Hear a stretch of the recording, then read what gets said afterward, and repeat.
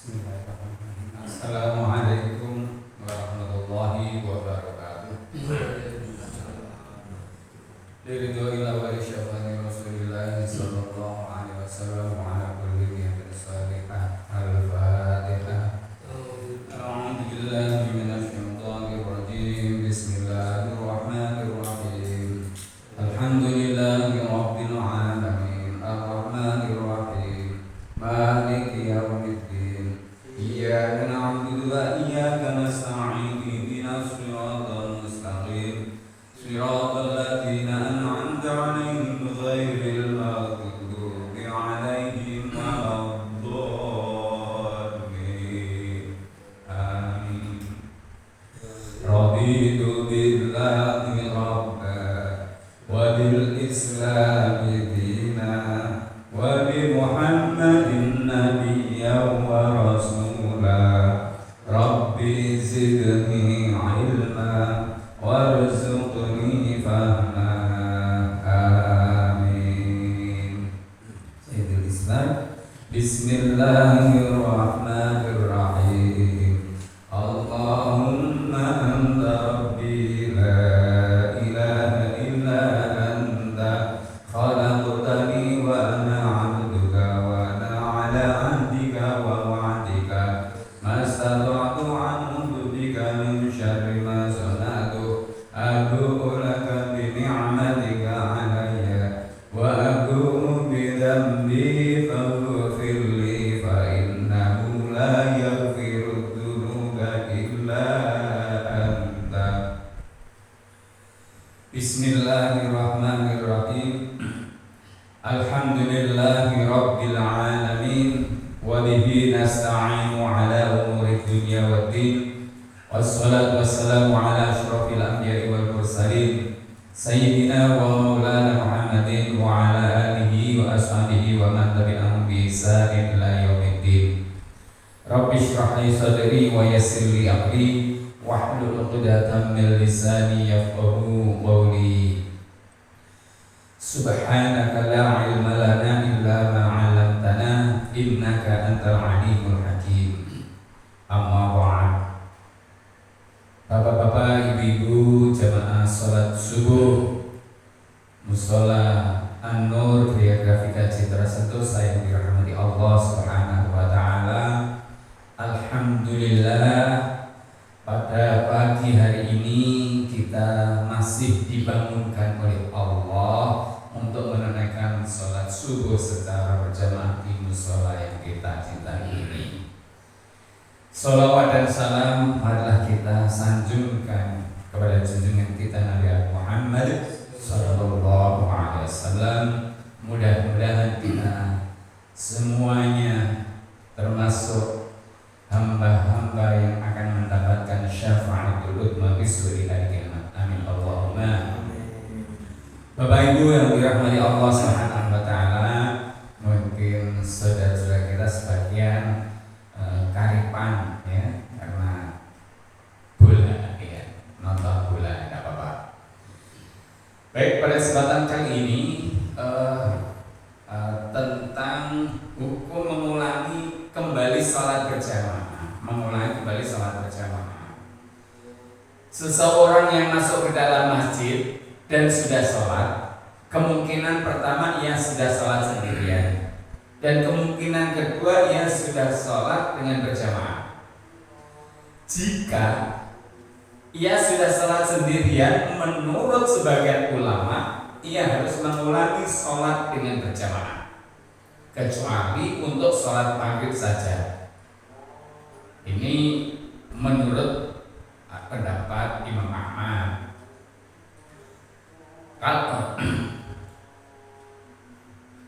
Kalau menurut pendapat Imam Malik dan murid-muridnya, menurut Imam Abu Hanifah dia harus mengulangi sholatnya kecuali sholat asar saja.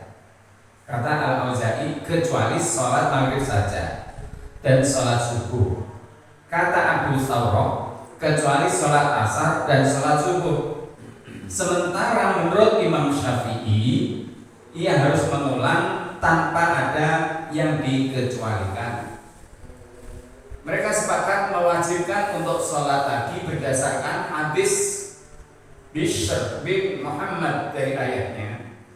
Anna Rasulullah sallallahu alaihi wasallam qala hina dakhala al-masjida wa lam yusalli ma'ahu ma laka lam tusalli ma'an nas alasta bi rajulin muslimin faqala bala ya Rasulullah walakinni sallaitu fi ahli baiti faqala sallallahu alaihi wasallam idza jita fasalli ma'an nasi wa in kunta qad sallaita. Sesungguhnya Rasulullah sallallahu alaihi wasallam bersabda kepada Bishr bin Muhammad ketika ia memasuki masjid dan tidak ikut sholat berjamaah bersama beliau. Kenapa kamu tidak ikut sholat berjamaah bersama orang-orang itu? Bukankah kamu orang Islam? Ditanya itu, ia menjawab, tentu, wahai Rasulullah. Tapi aku tadi sudah sholat bersama keluargaku. Beliau bersabda, jika kamu tiba di masjid, sholatlah bersama jamaah meskipun kamu sudah sholat. Para ulama berbeda pendapat menanggapi hadis ini tentang kemutlakannya ditaksis atau dirinci dengan kias atau dengan dalil. Ulama-ulama yang memperlakukannya secara umum mereka mewajibkan orang tersebut sholat lagi tanpa ada yang dikecualikan. Inilah pendapat Imam Syafi'i. Ulama-ulama yang mengecualikan sholat maghrib saja mereka mentaksis kemutlakannya dengan sibhi atau kias, penyerupaan. Dan inilah pendapat Imam Malik. Alasannya karena sholat maghrib adalah sholat yang jumlah rakaatnya ganjil. Jika diulangi maka hal itu menyerupai sholat yang bilangan rakaatnya genap, bukan ganjil lagi. Jika diulangi maka jumlahnya menjadi 6 rakaat. Jadi seolah-olah hal itu mengubah satu jenis sholat ke jenis sholat yang lain dan itu bisa membatalkannya. Kias seperti itu lemah karena dalam sholat bisa memisahkan antara sholat-sholat yang jumlahnya atau jumlah rakaatnya ganjil. Berpegang pada dalil umum itu lebih kuat daripada mengecualikan atau membuat kias seperti itu. Dan kias seperti itu juga lemah jika dibandingkan dengan apa yang dikemukakan oleh ulama-ulama kufah bahwa jika seseorang mengulanginya berarti ia telah melakukan sholat maghrib 2 kali. Padahal disebutkan dalam sebuah riwayat tidak ada 2 witir di dalam satu malam. Sementara alasan yang dikemukakan oleh Imam Abu Hanifah adalah bahwa sholat yang dilakukan kedua kali itu hukumnya adalah sunnah. Dan kalau seseorang mengulangi sholat asar berarti ia telah melakukan sholat sunnah sesudah asar. Padahal ada riwayat yang melarang sholat sunnah sesudah asar. Jadi ia mentaksis asar dengan kias seperti itu dan berdalih bahwa sholat maghrib adalah sholat yang jumlah rakaatnya ganjil. Dan hal itu tidak boleh diulang.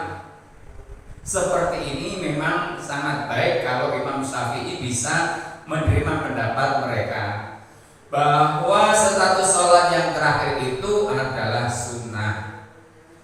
Ulama-ulama yang dalam masalah ini membedakan antara sholat asar dan sholat subuh karena semua asar memang melarang sholat sunnah setelah sholat subuh. Tetapi untuk sholat sunnah setelah asar para ulama berselisih pendapat sebagaimana yang telah dikemukakan sebelumnya. Inilah pendapat Al-Auza'i. Tetapi kalau orang itu sudah melakukan sholat dengan berjamaah, apakah ia juga wajib untuk sholat lagi? Menurut sebagian besar ulama ahli fikih, ia tidak wajib sholat lagi. Di antara yang berpendapat seperti ini ialah Imam Malik, Imam Abu Hanifah dan Imam Abu Hanifah. Menurut sebagian ulama ia wajib sholat lagi Dan di antara yang berpendapat seperti ini adalah Imam Ahmad dan Dawud Az-Zohiri berikut murid-muridnya. Silang pendapat mereka tersebut karena ada beda pemahaman terhadap beberapa hadis dalam masalah ini. Disebutkan bahwa Rasulullah Shallallahu Alaihi Wasallam bersabda, janganlah kamu sholat 2 kali dalam sehari. Di antara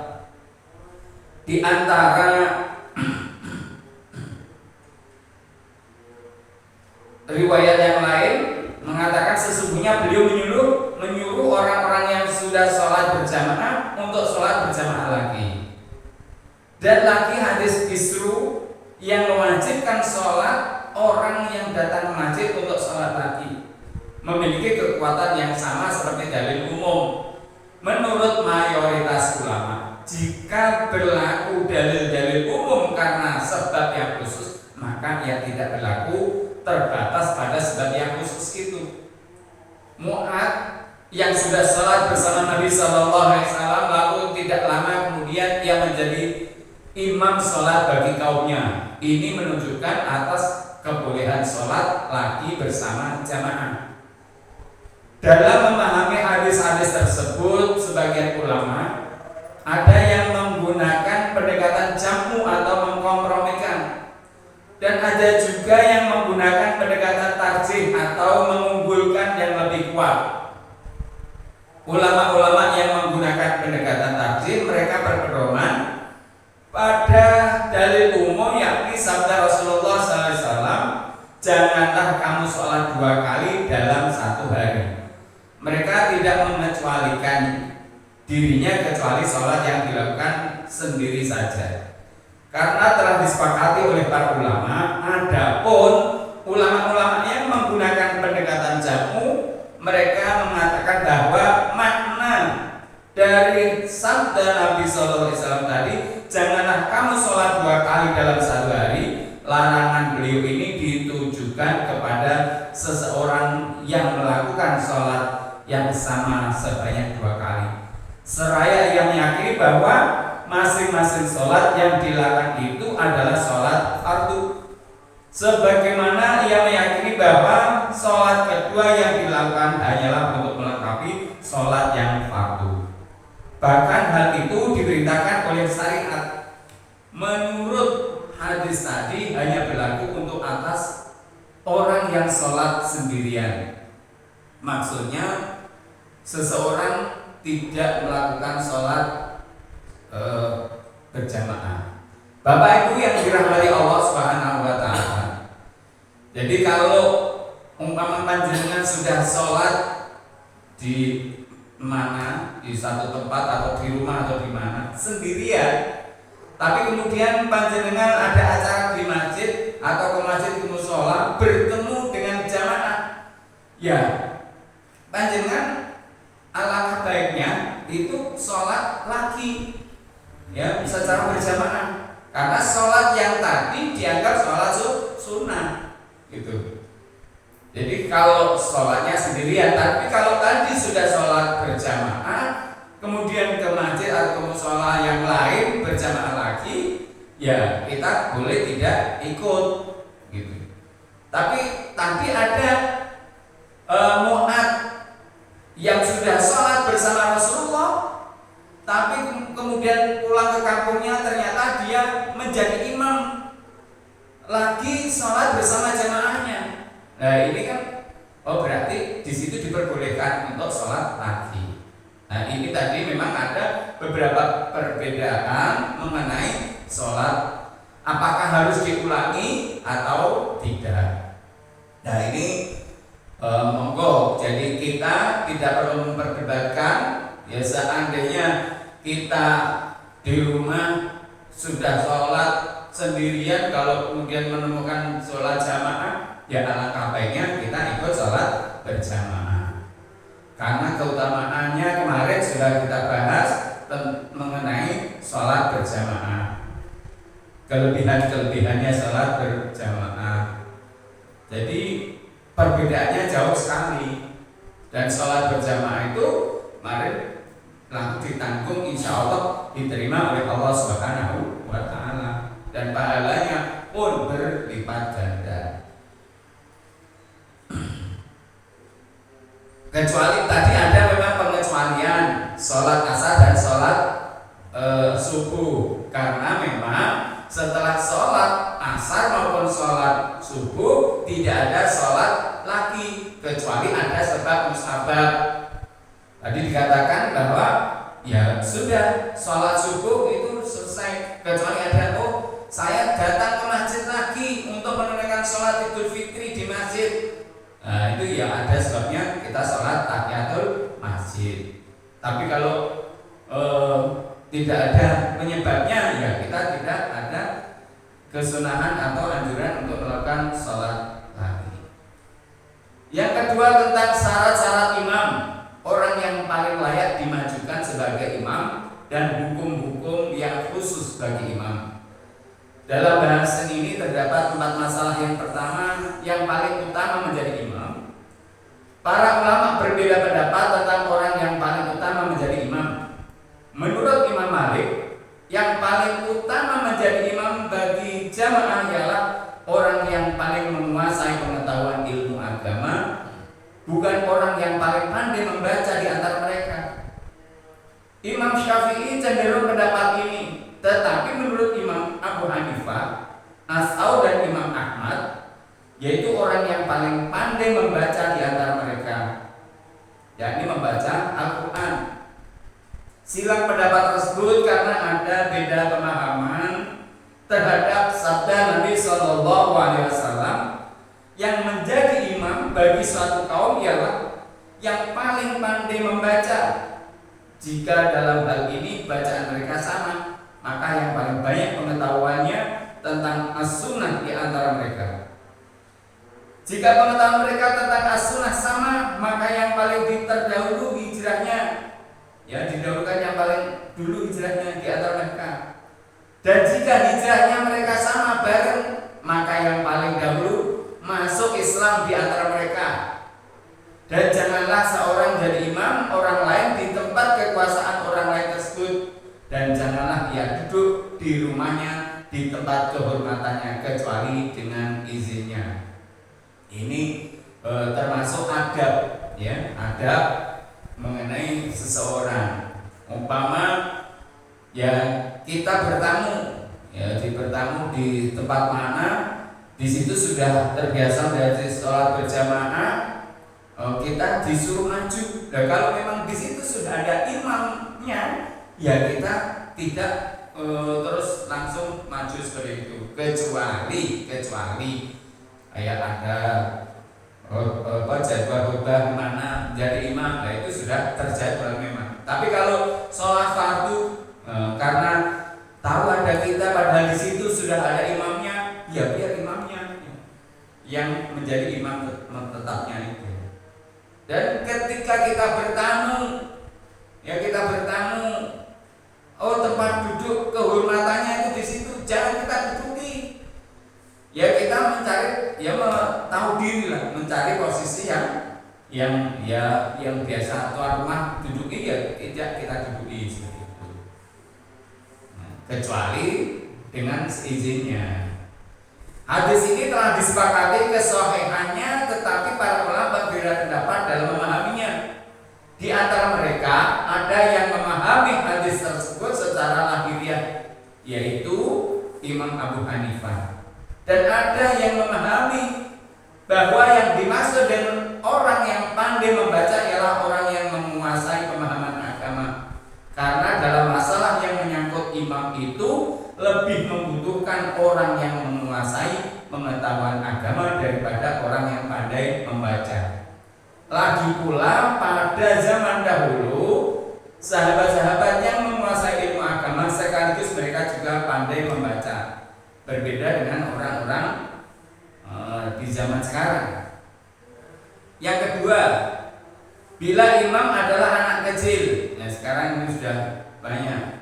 Para ulama berselisih pendapat tentang hukum imam anak kecil yang belum berusia balik, tetapi ia pandai membaca.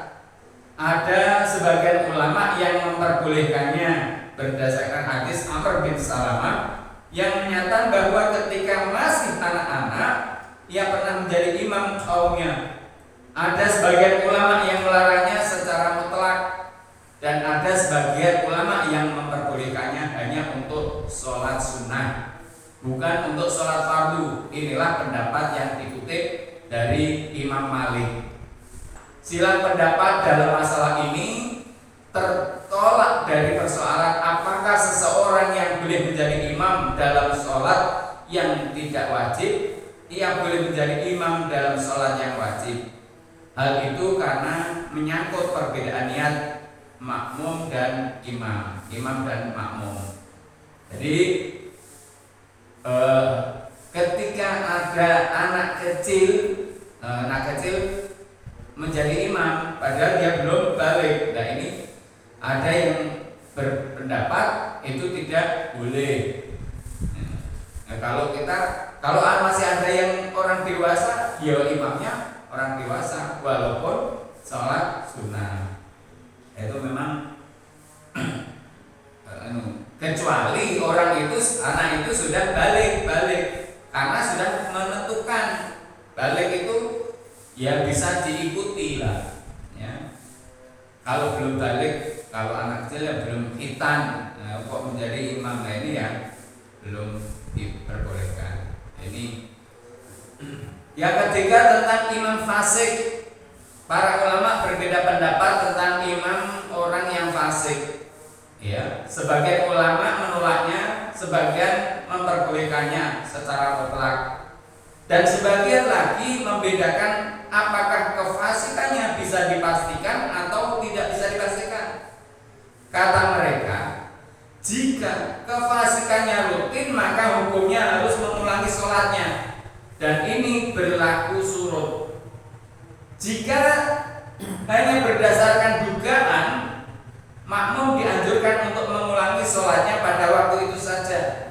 Inilah pendapat yang dipilih oleh Al-Abhari yang menakwili beberapa pendapat lainnya. Juga ada sebagian ulama yang membedakan apakah kefasikannya perlu penjelasan atau tanpa perlu penjelasan. Contohnya, seorang yang suka meminum perasan anggur, nah, ini orang pemabuk disuruh menjadi imam. Nah, ini kan fasik. Atau seorang imam yang seorang penjudi menjadi imam. Seorang yang ya biasa nyolong jadi imam. Orang yang biasa berkata bohong jadi imam. Ini kan orang ini karakternya seperti ini. Nah, kok jadi imam? Nah, ini kalau tahu orang itu suka mabuk jadi imam, ya kita sholat sendiri aja.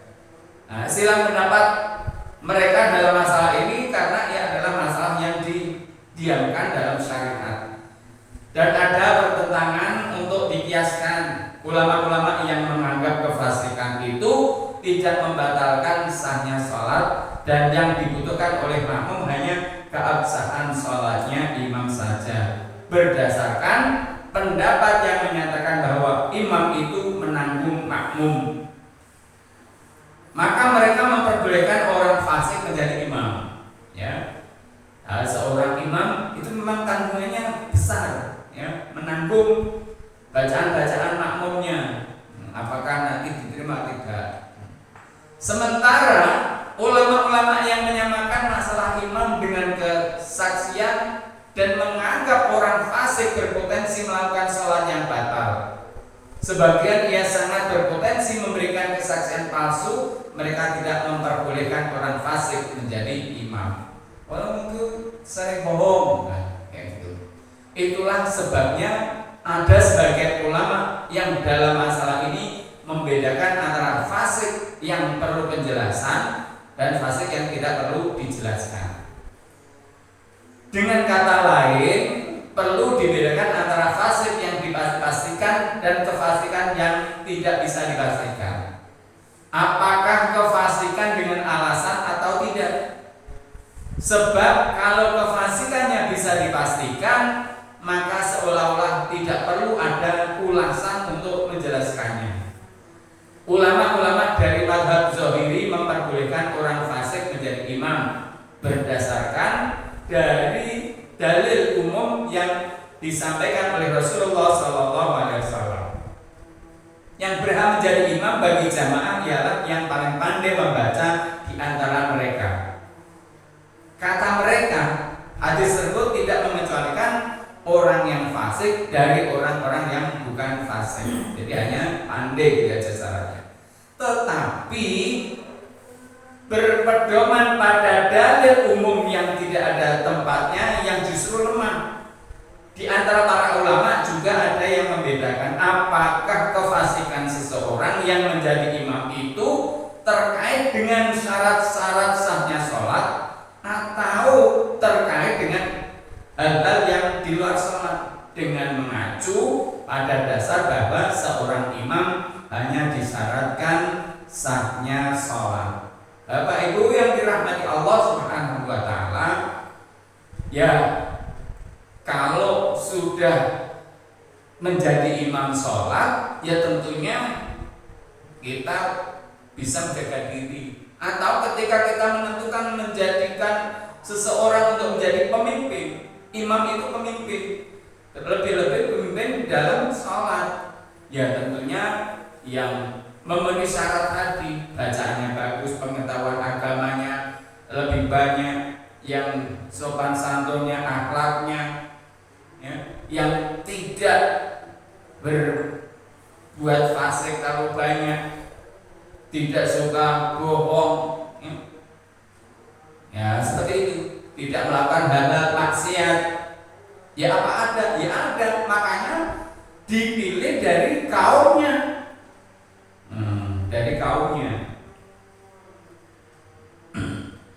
Yang keempat, bila wanita menjadi imam. Para ulama berselisih pendapat tentang seorang wanita yang menjadi imam sholat.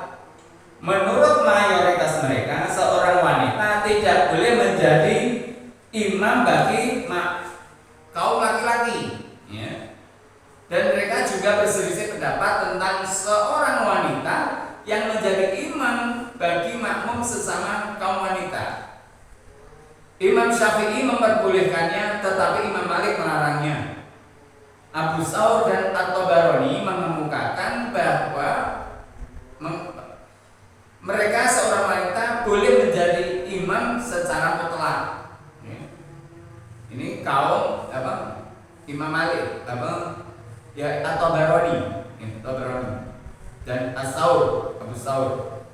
Kalau mayoritas ulama melarang seorang wanita menjadi imam bagi kaum laki-laki, karena kalau diperbolehkan hal itu mengubah apa yang telah berlaku sejak zaman permulaan Islam. Lagi pula sunnah dalam sholat yang berlaku bagi kaum wanita ialah mereka dalam posisi di belakang dan kaum laki-laki berada di depan.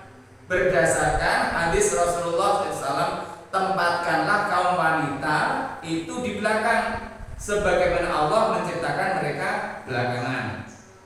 Itulah sebabnya ada sebagian ulama yang memperbolehkan seorang wanita menjadi imam bagi sesama kaum wanita, karena dalam sholat derajat mereka sama. Lagi pula itulah yang sudah banyak diriwayatkan sejak zaman permulaan Islam.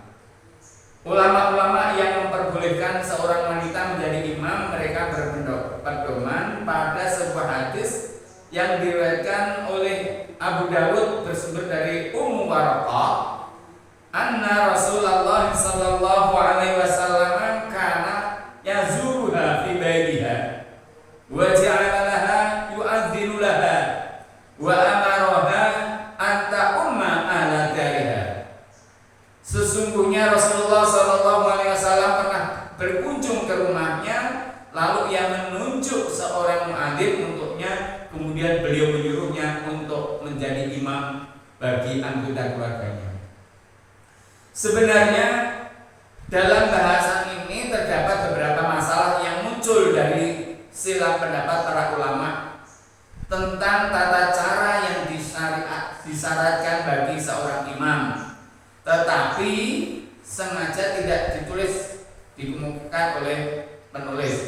Yang dimaksud dalam kitab ini hanya masalah-masalah yang dikupas dalam syariat atau yang ada kaitannya. Tentang hukum-hukum yang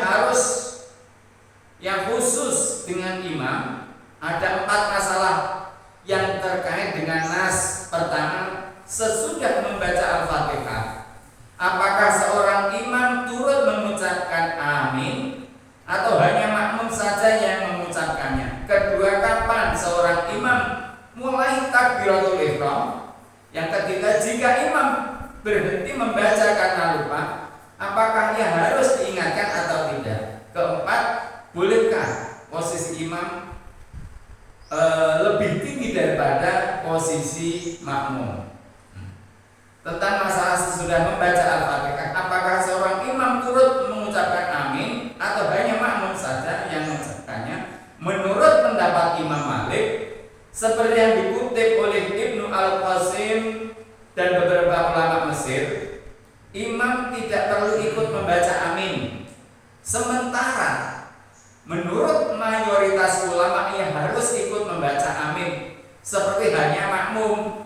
Ini juga versi pendapat Imam Malik yang dikutip oleh ulama-ulama Madinah. Silang pendapat mereka dalam masalah ini karena ada 2 hadis yang secara lahiriah terkesan saling bertentangan. Pertama, hadis Abu Hurairah radhiyallahu an yang kesahihannya sudah disepakati oleh Sahih Bukhari dan Muslim. Rasulullah SAW bersabda, jika imam membaca amin, maka bacalah pula. Ya. Kedua, hadis yang diriwayatkan oleh Imam Malik juga bersumber dari Abu Hurairah.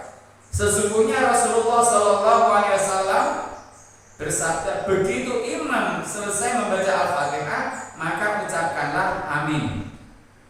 Hadis pertama merupakan nas yang menegaskan supaya imam membaca amin, sementara hadis kedua menunjukkan bahwa imam tidak mengucapkan amin. Sebab kalau ia harus membaca amin, tentu makmum tidak diperintahkan membaca amin selesai baca Al-Fatihah. Dan sebelum imam membaca amin, soalnya seorang imam itu seperti yang disabdakan Nabi SAW, sesungguhnya imam itu ditunjuk untuk diikuti, kecuali kalau bacaan amin hanya khusus bagi imam. Maka makmum boleh ikut membacanya bersama imam atau sebenarnya. Sehingga dengan demikian berarti hadis Abu Hurairah tidak merupakan dalil yang menunjukkan seorang imam harus ikut mengucapkan amin, tetapi cukup diucapkan oleh makmum saja. Tetapi yang jelas tampak sekali bahwa imam cenderung lebih mengunggulkan maksudnya Imam Malik tadi cenderung lebih mengunggulkan hadis yang diriwayatkan, soalnya yang mendengarkan yang harus membaca amin, bukan yang mengajak. Sementara mayoritas cenderung mengunggulkan hadis pertama karena merupakan nas yang tidak mengandung penjelasan apapun tentang hukum imam. Ada hadis yang mengatakan, barang siapa yang mengucapkan amin bersamaan dengan imam, maka aminnya akan bersama dengan aminnya para malaikat. Berarti di sini ada anjuran imam juga mengucapkan amin. Ghairil maghdubi alaihim waladdallin. Kemudian bersama-sama amin dan makmum dan imam amin. Maka ketika makmum, aminnya makmum bersamaan dengan aminnya imam, itu sama dengan bareng aminnya malaikat. Kalau malaikat mengaminkan, maka di situ akan dikabulkan. Maka dari itu, yang makmum amin, imam juga amin. Lalu makmum yang mengikuti iramanya, ketika imam mengatakan panjang, aminnya juga panjang. Jangan pelit ya, ketika makmum ketika imam sudah qablin, makmumnya bilang amin. Nah ini kan klik. Ya, berarti imamnya juga amin. Ya seperti itu. Kalau seperti itu serempak, jadi didengar pun enak. Jadi kalau balik ada makmum yang ngomong amin, ya, kayak orang ikhlas gitu. Ya, berarti kan dia tidak bersamaan dengan imam. Nah ini sudah keluar dari lupa gimana? Yus boleh-boleh saja, tapi kan dia tidak membersamai aminnya imam. Ya. Padahal malaikat itu juga ikut amin bersama aminnya imam. Ya, kayak gitu. Jadi kita harus hati-hati biar iramanya enak gitu loh. Jadi sholat jamaah kok orang manut imamnya kayak gitu. Nah ini kan kita harus Bismillahirrahmanirrahim. Ada yang berpendapat bahwa sesungguhnya membaca amin ialah mendoakan. Ini sama-sama dengan membolehkan lahiriah kata yang tidak dipahami dari hadis kecuali dengan menggunakan kias. Artinya bahwa Rasulullah SAW begitu imam selesai membaca Al-Fatihah maka ucapkanlah amin. Harus dipahami bahwa imam tidak perlu membaca amin. Ini ada yang mengatakan seperti itu. Tentang kapan imam memulai takbiratul ihram, ya. Menurut pendapat sebagian ulama, imam memulai takbiratul ihram setelah semua makmum benar-benar berdiri dalam barisan atau shaf yang rapi. Inilah pendapat Imam Malik, pendapat Imam Syafi'i dan beberapa ulama lainnya. Jika ada sebagian ulama yang berpendapat sesungguhnya letak takbiratul ihram ialah sebelum itu, mereka menganggap baik kalau imam memulai takbiratul ihram ketika muadzin sudah sampai pada ucapan qad qamatis shalah. Inilah pendapat Imam Abu Hanifah, As-Sawi dan Zufar. Silang pendapat dalam masalah ini karena ada pertentangan antara lahir hadis Anas dan hadis Bilal. Hadis Anas ialah akbala alaina Rasulullah sallallahu alaihi wasallam qabla an yakuna fi shalah faqala aqimu sufufakum wa tarasu fa inni arakum min wara'i dhahri. Sebelum memulai takbir salat, Rasulullah SAW menengok ke arah kami seraya bersabda, rapikan barisan kalian dan merapatlah kalian karena sesungguhnya aku bisa melihat kalian dari balik punggungku. Jadi seorang imam sebelum mulai takbiratul ihram merapikan shafnya terlebih dahulu. Ya, seorang makmum tidak seorang makmum, para makmum harusnya segera menyesuaikan. Tidak perlu diingatkan satu persatu. Itu shafnya ini perlu diingat. Segera cep kayak itu. Cepat, jadi tidak saling menunggu. Secara lahiriah, hadis tersebut dapat dipahami bahwa Rasulullah SAW bersabda seperti itu setelah selesai seruan iqamah. Contohnya seperti riwayat dari Umar yang menyatakan sesungguhnya ketika iqamah selesai diserukan dan shaf telah rapi, pada saat itulah ia memulai melakukan takbiratul ihram. Sementara dalam riwayat hadis Bilal yang diketengahkan oleh At-Tahawi disebutkan bahwa setelah menyerukan iqamah untuk Rasulullah SAW, ia berkata, wahai Rasulullah, tolong jangan membaca amin lebih dahulu. Kata mereka, ini menunjukkan bahwa Rasulullah SAW sudah mulai melakukan takbiratul ihram ketika iqamah belum selesai diserukan. Ini ada perbedaan. Tapi kayaknya enaknya masuk baru masih dalam kondisi qomat sudah takbiratul ihram bahkan langsung Fatihah. Ini kan kayak berarti Rasulullah tidak merapikan jamaahnya ini, tidak merapikan shafnya jamaah. Nah ini kan enaknya ya kita mengikuti yang enak, yang dirapikan dulu, ya seperti itu. Perihal silang pendapat para ulama tentang mengingatkan imam karena lupa Imam Malik, Imam Syafi'i dan beberapa ulama lainnya memperbolehkannya, sementara ulama-ulama Kufah melarangnya. Silang pendapat tersebut karena beragam hadis yang menerangkan tentang masalah ini.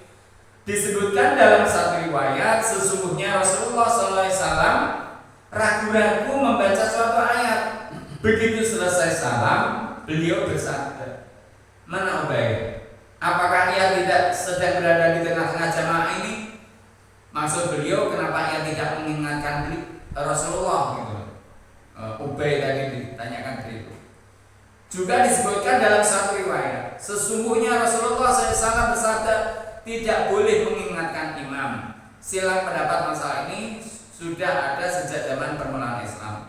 Pendapat yang melarangnya terkenal dikemukakan oleh Ali, dan pendapat yang memperbolehkannya terkenal dikemukakan oleh Ibnu Umar. Tentang posisi imam yang lebih tinggi daripada posisi makmum, sebagian ulama memperbolehkannya, sebagian mereka melarangnya. Dan sebagian yang lain menganjurkan agar posisi imam lebih tinggi sedikit daripada posisi makmum. Dan inilah pendapat Imam Malik. Ini kalau ada seorang imam yang terlalu tinggi, itu juga tidak disarankan secara fikih.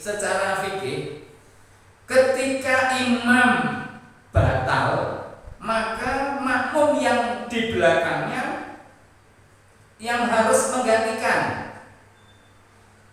Dan jika posisi imam terlalu tinggi, akhirnya akan menyulitkan.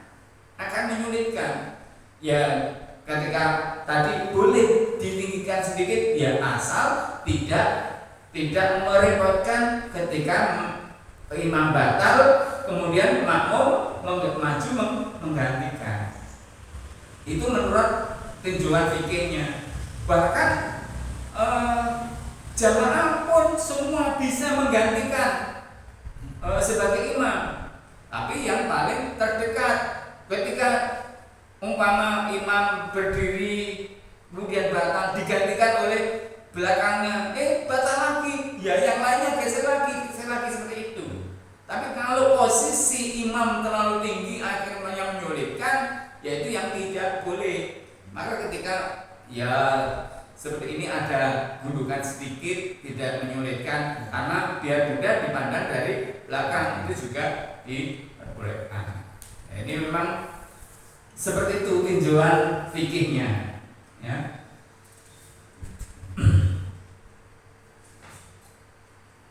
Oke, Bapak Ibu yang dirahmati Allah Subhanahu Wa Taala, ini agak pusing saya. Hadis, ya, pertama tentang hadis sahih yang menyatakan sesungguhnya Rasulullah SAW biasa mengimami para sahabat di atas mimbar untuk mengajarkan sholat kepada mereka. Jika akan sujud, beliau turun dari mimbar. Wah, ini kalau kita membayangkan sholatnya di atas mimbar, tapi kalau sujud turun. Kedua, hadis yang diriwayatkan oleh Abu Dawud, sesungguhnya Hudzaifah pernah mengimami jamaah dari tempat yang agak tinggi. Ibnu Mas'ud memegang bajunya lalu menariknya. Selesai sholat, Ibnu Mas'ud berkata, apakah Anda tidak tahu bahwa para sahabat dilarang melakukan hal itu? Para ulama berbeda pendapat tentang apakah seorang imam wajib niat menjadi imam atau tidak.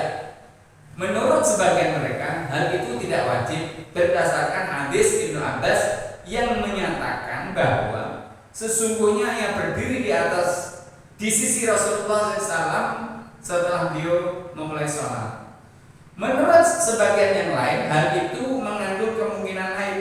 Sesungguhnya imam wajib berniat menjadi imam karena ia harus menanggung beberapa rukun sholat makmumnya.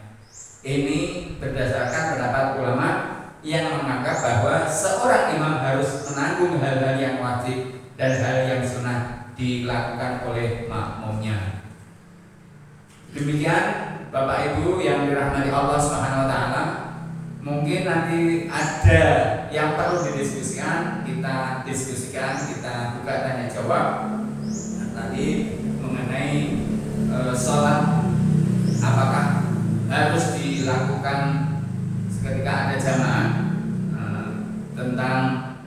imam tentang ya niat. Nah, begitu.